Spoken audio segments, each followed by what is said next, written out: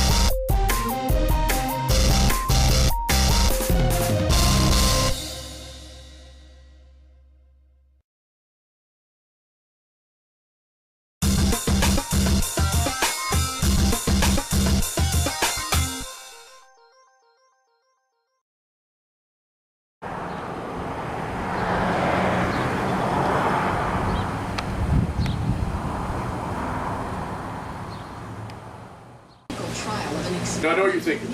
Hey Vic, is this the 67th episode? Are you at Clint's Comics?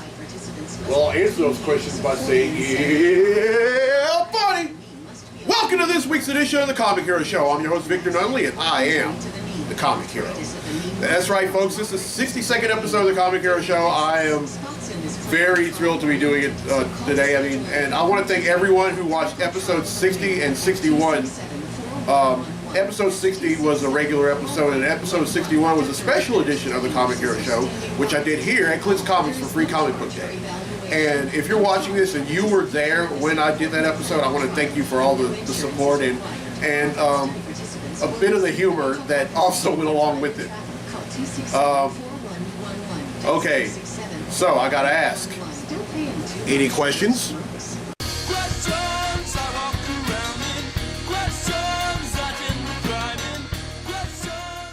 Now, during football season at LSU, head coach Les Miles has his own radio show called The Les Miles Show. That's really, it features him, but it's hosted by LSU play-by-play announcer Jim Hawthorne. And when they get to the Q&A segment of the show, there's a person that's at every one that calls himself the evil twin.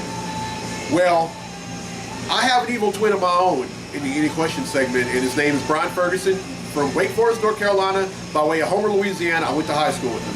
He asked, what do you think will come of the Aquaman movie? Well, Brian, there's not really going to, Aquaman's not going to have his own movie. Instead,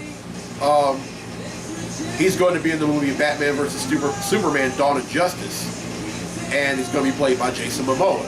Now, Jason Momoa, for all you don't know, or you aren't, he's an actor, and he's also played the role of Rowan on Stargate Atlantis, which I loved, and I hate that it ended as soon as it did. But at first when he was cast up, I thought, wait, what? But then I thought about it. I thought, okay, yeah, that makes sense, because it's obvious which Aquaman they're going to go with, and they're going to go with the one from the 90s. Now, in the character's rich history, there's only been, I think, two characters that call themselves Aquaman. Of course, there was the original one, Arthur Curry, and then there was another one who was I guess a younger version of himself. Now, whether that was Aquaman's son, I really don't know, because back then I didn't exactly read Aquaman. I didn't start reading Aquaman until the New 52 came around back in 2011.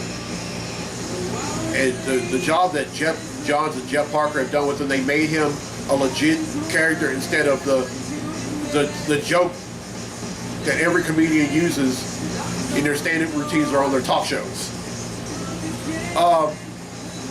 Yeah, but I think it's going to be great. The casting, I kind of was put off by that because I was thinking, why in the world would they cast Ben Affleck as Batman? But, oh well. We'll just see. I mean, I thought the same thing with the casting of, the cast of the new Fantastic Four movie coming out. I thought, wait a minute, why in the world would they cast Michael B. Jordan as the Human Torch? I mean, I thought, now I don't care what anybody says.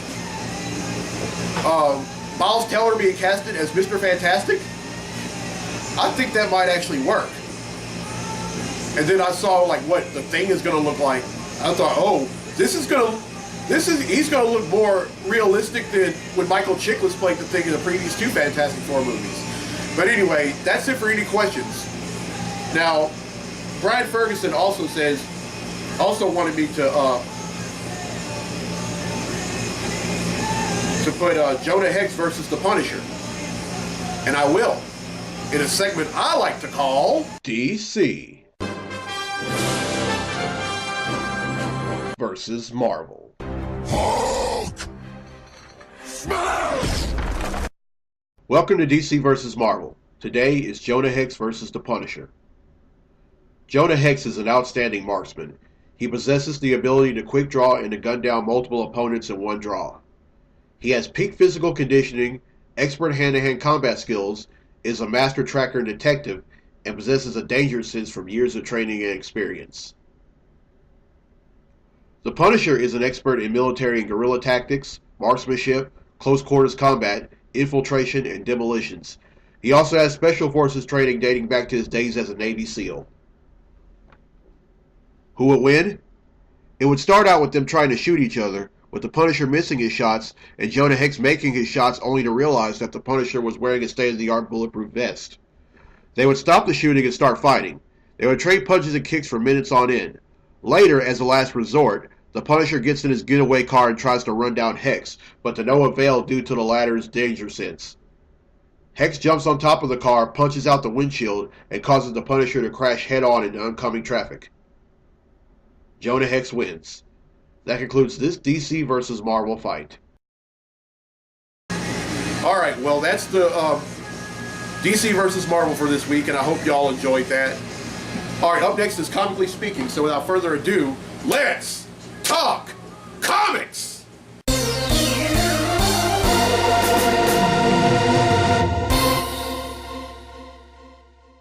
Alright, I just got finished reading Batman number 40. Holy cow! But it was such a great, I think that was one of the greatest issues of Batman I have ever read. Now, the one thing that really threw me in for a loop was when the Joker was seemingly poisoned Batman, but it so happened it wasn't Bruce Wayne, it was actually Dick Grayson. And then, while that was going on, Batman had decided to go all the way down to that pit below Gotham City and try to get the stuff that he needed to cure everyone in Gotham City who was poisoned by the Joker's lethal gas. Well, the Joker finally realized that, and then all of a sudden they started beating the living daylights out of each other, and the Joker kept burning Batman and all that, and then Alfred's daughter was actually helping out with everything, and he ended up getting the concoction that was needed in order to reverse the effects of the Joker's gas, or venom, rather, and she ended up getting it, but the place that they were in caved in around the Joker and Batman.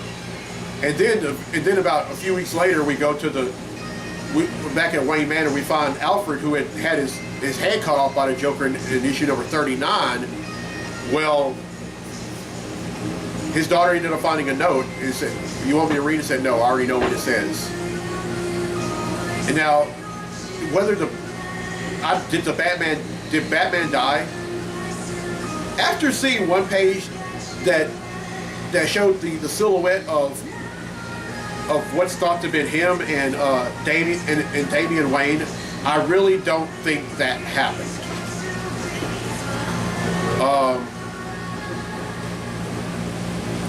Oh, but you'll never believe who's going to be the new Batman. I'll give you, here's a hint. He knows of the Batman, but he doesn't know of the Batman. There you have it. There's my hint. Oh, and I just read Secret Wars #0. Now, it's a prelude to Secret Wars, but the main story kind of centered around the Future Foundation, which is Franklin Richards, Valeria Richards, who are the kids of Mr. Fantastic and the Invisible Woman, and Alex Power, formerly of the Power Pack, and then a few other young people. They're trying to build a device to stop the world from ending. Of course, in Secret Wars, what happens is the regular Marvel Universe and the Ultimate Marvel Universe collide, and they form this new planet called Battleworld. Now, oh, by the way, Secret Wars #1, I'm going to go ahead and say it right now. Secret Wars #1 is going to be one of the comic books I bought this week. So I'm going to preview that along with the rest of them. So that does it for Comically Speaking. Now let's get to the comics I bought this week. Comic books I bought this week.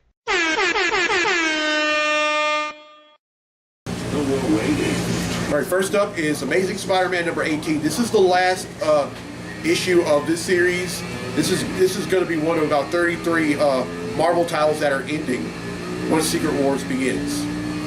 And what's been going on in this one is that Peter Parker is dealing with the ramifications of being the CEO of Parker Industries, something that was set up by Otto Octavius when he was inside his body during the Superior Spider-Man series that just ended last year. Up next is Hulk #16. This book also is going to be ending for Marvel, and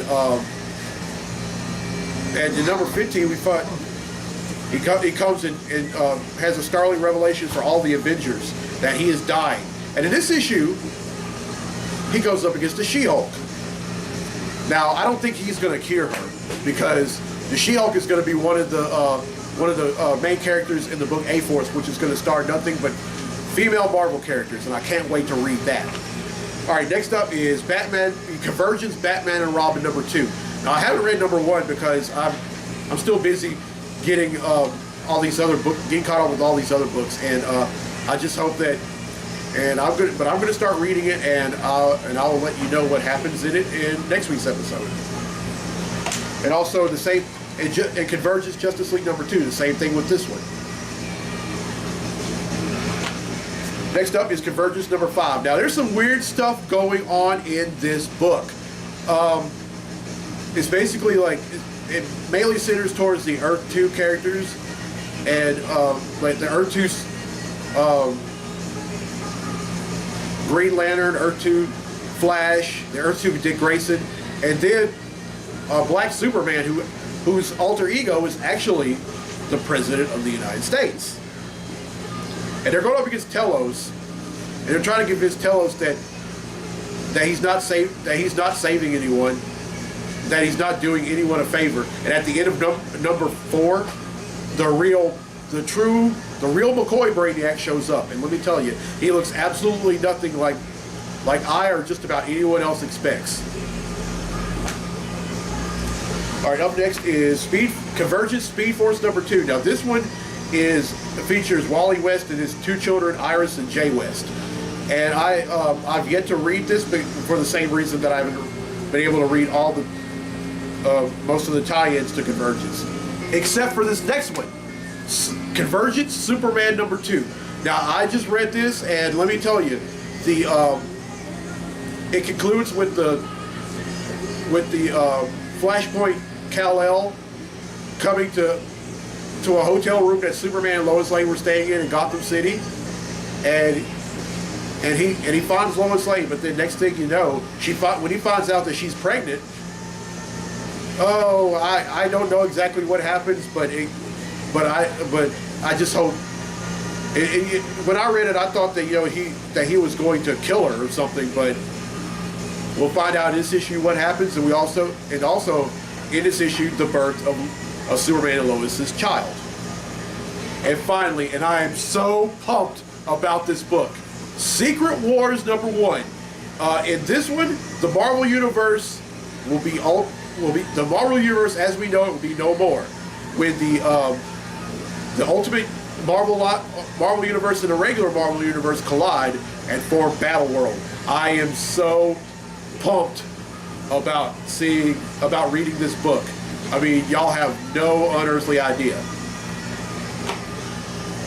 Alright, that's 8 I bought, which brings the total number of comics since December of 1997 to 6,792.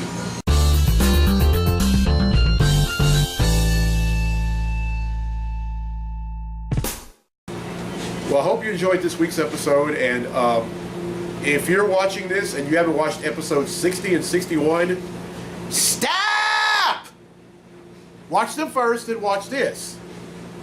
Otherwise, I hope you enjoyed this week's episode, and I tell you, I really enjoy coming here and doing this web series for you guys. I mean, I feel like I've come a long way since episode 1 back in October 2013, and I know the best is yet to come. And also, for any question segment, if you want to ask a question, or if you have a question that you want me to ask and answer here on the Comic Hero Show, please let me know. The contact information is down there. Or if you're watching this on YouTube, just comment down below.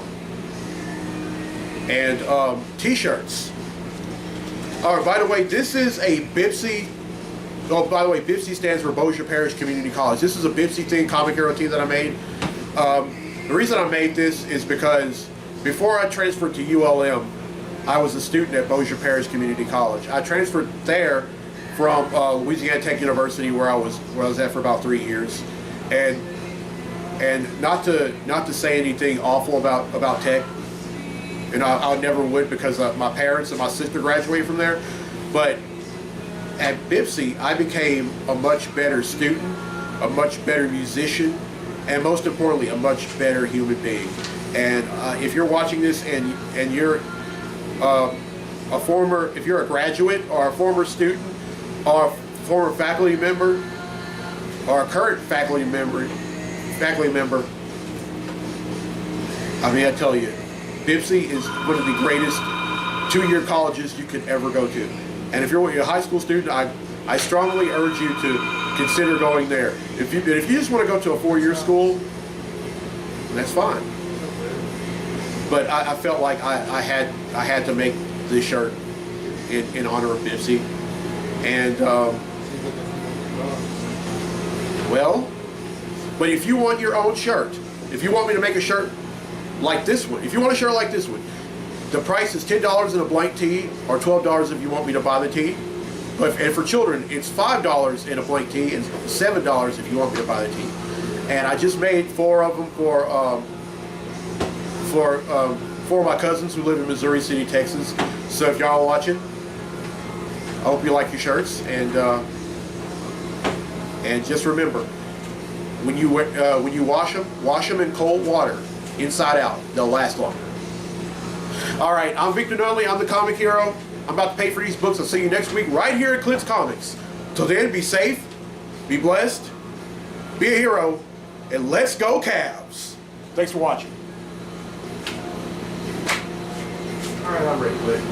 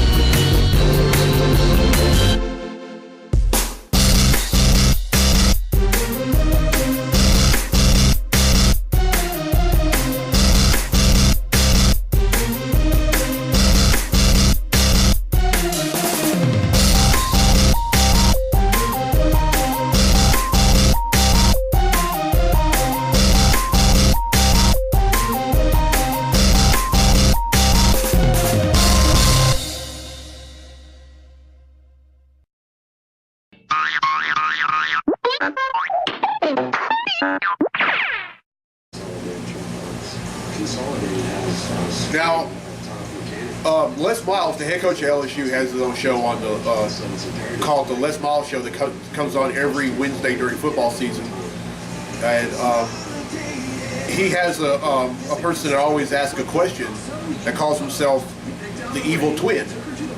Well,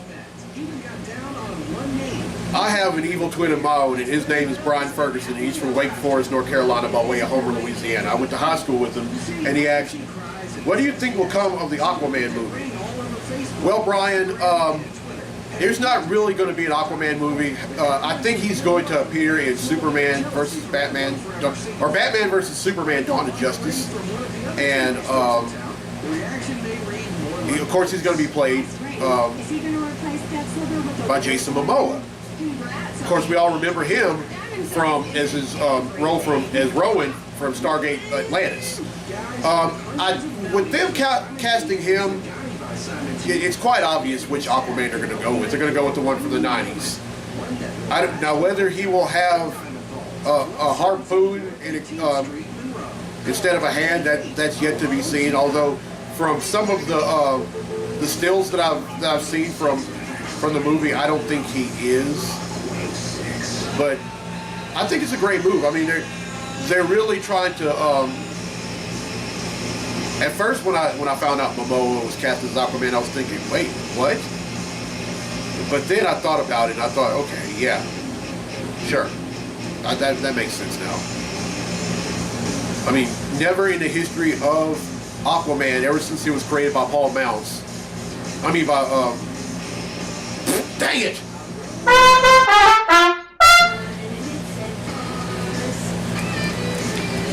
First is Hulk number 16. This is the last issue of the series, and at the end of number 15, he reveals that he was dying of the gamma radiation that was already in his body chemistry all this time. And this is the conclusion of it. Oh, and also in this issue, he finally goes up against She-Hulk. Now, I just hope, but the way I don't think he's going to be able to cure her, because after all, she's going to be one of the featured characters in the book A-Force. So I don't think that's happening.